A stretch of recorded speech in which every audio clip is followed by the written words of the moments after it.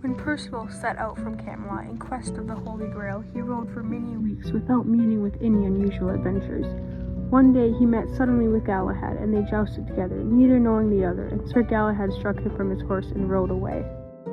Percival rode deep into the forest after this, anger and envy growing in his heart against the unknown knight with the red cross on his white shield. But at the length he came to a little hermitage where dwelt a recluse, a holy woman who spent her days in tending all those who came to her for aid. She made Percival welcome, and by degree he told her many things, both of his past life and his present quest. She informed Sir Percival of the name by which the unknown knight goes by, and told him to join his quest, to work with this so-called Sir Galahad.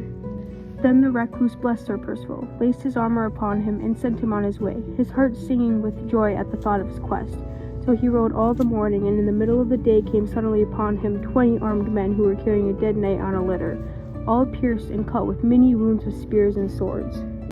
Once these men found out Sir Percival was of that of the Round Table, they all set out to slay him. Percival fought bravely, striking more than one of them dead to the earth, but 7 of them smote him at the same time, while others killed his horse under him, so that he fell to the ground, and would have been slain by them there and then. But suddenly there came out of the forest a knight in red armor, bearing a white shield with a red cross on it. Like a thunderbolt he came, and men fell right, left, and beneath his spear and sword. Before long those who were left alive turned and fled away, crying with terror, and the knight rode after them away into the distance. Percival, for he realized that it was Sir Galahad, turned and ran after him on foot, as fast as he could, begging him to stop, but Galahad was too far away, and in a very few minutes Percival could not even hear the sound of his horse's hooves. Sad and weary he wandered on through the forest, and when night fell he lay down under an oak tree and was soon asleep. But at midnight he woke suddenly to find a strange woman standing beside him, her eyes flashing in the moonlight. After a brief conversation, the damsel returned, leading a great black horse. Percival was amazed, for he had never seen a horse so large, strong, and fierce. Percival leapt upon the creature's back and set spurs to the creature's sides. Away went the horse into the forest, running through the air so fast that a 4-day journey seemed to take an hour. At last they came to a wide river, rushing and roaring between its banks.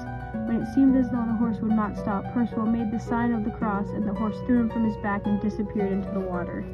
Percival lay there all night, continuing to pray, for he knew that's what saved him. When morning came, he saw another strange thing. As a lion bent to drink, a huge serpent emerged and twined about the lion's neck. The lion roared as if he asked for help, so Percival drew his sword and cut the serpent's head from its body. The lion came and thanked Percival for his acts. Afterwards they traveled for days, and the lion protected Percival day in and day out until they reached a sea coast. As the lion left back into the woods, Percival turned to see a maiden dressed in black.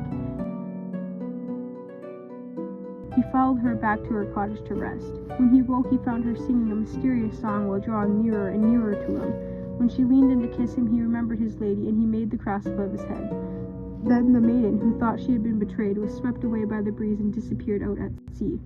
Once again Percival lay on the beach, praying by the seashore. Then he slept beneath a tree. He woke in the morning to find a ship moored by the shore and a woman bending over him, his sister. She invited him onto his ship, where they would travel to Carbonek and where he shall meet Sir Galahad. So Sir Percival and his sister walked down to where the ship was awaiting them.